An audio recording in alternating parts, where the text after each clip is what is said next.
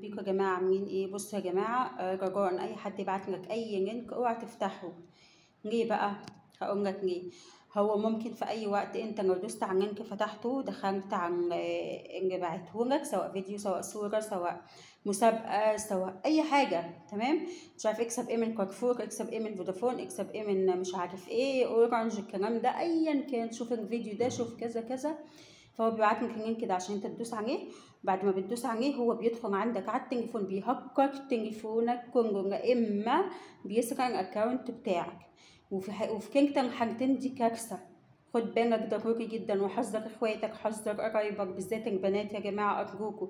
يعني هو بنات وولاد مش هتفرق، لان الشباب والبنات الاتنين يعني بقوا بيبتزوا وبيتنصب عليهم بطرق احنا اول مره نشوفها وجديده علينا من ساعه ما التكنولوجيا دي انتشرت، ومواقع التواصل الاجتماعي انتشرت، وانتشر الهكر وانتشر النصب بطريقة غير معقولة.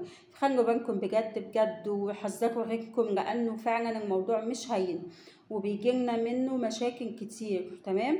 يكون ابتزوا بصوره، ابتزوا بمحادثاته بسكريناته، وبيجي بيقول مش هسكت لو بعتلي كذا وكذا، يا اما هفضحك، هبعت لقرايبك لاصدقائك.